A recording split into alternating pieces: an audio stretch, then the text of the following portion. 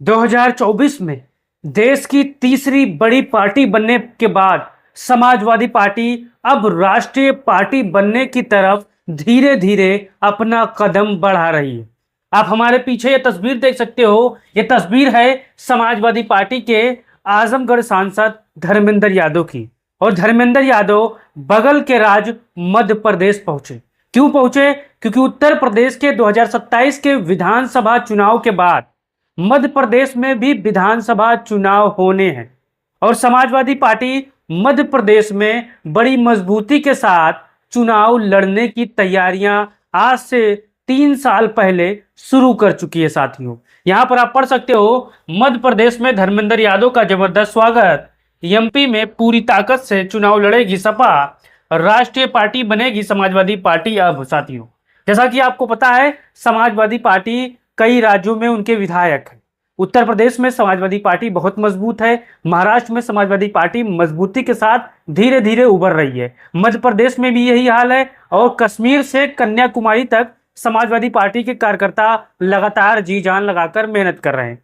अब ये तस्वीर देखिए, ये तस्वीर है जैसे ही उस कार्यक्रम स्थल पर माननीय आजमगढ़ सांसद धर्मेंद्र यादव पहुंचते हैं, तैसे ही उनका जोरदार तरीके से यहाँ पर स्वागत होता है। ये तस्वीर आप देखिए और ये दूसरी तस्वीर देखिए, यहाँ पर धर्मेंद्र यादव लगातार मीडिया बंधुओं के सवालों का जवाब देते नजर आए। अब ये और तस्वीर आपको देखना है, जो कार्यक्रम वहां पर हो रहा था, इसमें आप देख सकते हो बुजुर्ग हैं, महिलाएं हैं, बहनें हैं और तमाम कुर्बो जवार के लोग यहाँ पर मौजूद हैं, जो समाजवादी पार्टी को मजबूती प्रदान करने के लिए अपना कीमती समय योगदान दे रहे साथियों। अब यहाँ पर आगे तस्वीर देखिए, ये तस्वीर है उन कार्यकर्ताओं की जो माननीय धर्मेंद्र यादव के साथ मौजूद हैं और संकल्प लिया कि आने वाले 2028 के मध्य प्रदेश के विधानसभा चुनाव में अपने बूथ पर जुड़कर समाजवादी पार्टी को मध्य प्रदेश में तीसरी बड़ी ताकत बनाने का काम करने जा रहे हैं।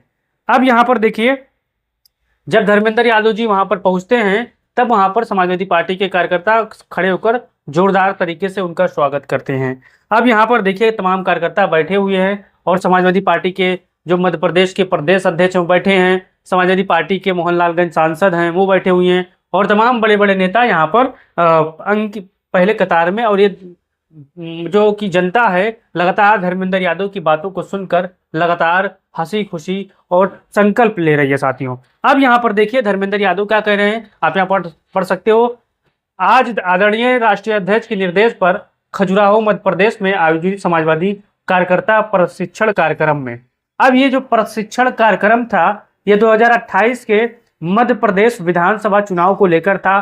कार्यकर्ताओं को यहाँ पर दिशा निर्देश देना था कि आज ही से 3 साल पहले अगर आप जुट जाओगे तो धीरे धीरे मध्य प्रदेश के हर एक सीट पर अपना जनाधार बढ़ाने में कामयाब रहोगे। अब एक राष्ट्रीय पार्टी बनने के लिए समाजवादी पार्टी को क्या करना होगा, यहाँ पर मैंने कुछ जानकारी मैंने आपको बताने की कोशिश की है। यहाँ पर आप जान सकते हो, बहुत से साथी जानते होंगे राष्ट्रीय पार्टी बनाने के लिए क्या क्या करना पड़ता है। तो किसी भी राजनीतिक दल को राष्ट्रीय पार्टी तब माना जाएगा जब वह इनमें से कोई भी एक शर्त पूरा कर ले, कोई भी एक शर्त इनमें से पूरा कर ले साथियों। तो यहाँ पर देखिए, लोकसभा सीट की शर्त, लोकसभा चुनाव में कम से कम 2% सीटें, अभी 543 में से कम 11 सीटें जीतना और ये सीटें कम से कम 3 अलग अलग राज्यों में होना चाहिए। यानी समाजवादी पार्टी उत्तर प्रदेश में 37 सांसद हैं। अगर कहीं महाराष्ट्र में समाजवादी पार्टी का 2 सांसद हो जाए, कश्मीर में या दिल्ली में या मध्य प्रदेश में 1-2 सांसद हो जाए तो समाजवादी पार्टी राष्ट्रीय पार्टी बन जाएगी। लेकिन यहाँ पर कॉलम नंबर दूसरा देखिए, यहाँ पर देखिए, और ये सीटें कम से कम 3 अलग अलग राज्यों में होना चाहिए। इस चीज को आपको समझना है। अगर 37 सीट समाजवादी पार्टी के पास है, अगर उस पर आधार पर बना जाता तो समाजवादी पार्टी राष्ट्रीय पार्टी बन गई। लेकिन कॉलम क्या कह रहा है, और सीटें कम से कम 3 अलग अलग राज्यों में होना चाहिए। तो यहाँ पर समाजवादी पार्टी को यहाँ पर और मेहनत करना पड़ेगा लोकसभा के लिहाज से। लेकिन अब चलिए, राज्यों में मान्यता की शर्तें, पार्टी को कम से कम 4 राज्यों में राज्य स्तरीय पार्टी का दर्जा मिलना चाहिए। राज्य स्तरीय पार्टी बनने के अभी नियम होते हैं, जैसे वोट प्रतिशत या सीटें जीतना। अब समाजवादी पार्टी मध्य प्रदेश में विधायक रहे हैं, बंबई में समाजवादी पार्टी के 2 विधायक हैं और यहाँ पर गुजरात में भी समाजवादी पार्टी का 1 विधायक है और अन्य जो प्रदेश हैं वहां पर समाजवादी पार्टी धीरे धीरे संघर्ष कर रही है। अब यहाँ पर देखिए, वोट शेयर और या सीट सर कम से कम या 4 सबसे ज्यादा राज्यों में 6% उससे ज्यादा वैध मत हासिल करना और साथ ही लोकसभा से कम 4 सीटों जीतना। साथियों, ये कुछ शर्तें हैं जो राष्ट्रीय पार्टी बनने के लिए होती है। लेकिन मैं आपको दावे के साथ कह रहा हूं 2027 के विधानसभा चुनाव के बाद समाजवादी पार्टी देश की तीसरी बड़ी पार्टी तो बन चुकी है, लेकिन देश की तीसरी बड़ी राष्ट्रीय पार्टी बनने जा रही है साथियों। क्योंकि आप सभी ने जो प्यार दिया है, जो सम्मान दिया है, जो इज्जत दिया है समाजवादी पार्टी को, वो धीरे धीरे दिन दूनी रात चौगुनी बढ़ती जा रही है। अगर आप हमारी इस बात से सहमत हैं तो आप अपना राय जरूर दीजिए और बताइए, क्या समाजवादी पार्टी को राष्ट्रीय पार्टी बनने के लिए और मेहनत करना चाहिए? क्या धर्मेंद्र यादव को मध्य प्रदेश की सभी सीटों पर जिम्मेदारी सौंप देनी चाहिए? धर्मेंद्र यादव जैसे तमाम मजबूत नेताओं को क्या अलग अलग राज्यों में भेजना चाहिए? आपका क्या राय है? अपना राय दीजिए और वीडियो को शेयर करिए। जय हिंद साथियों।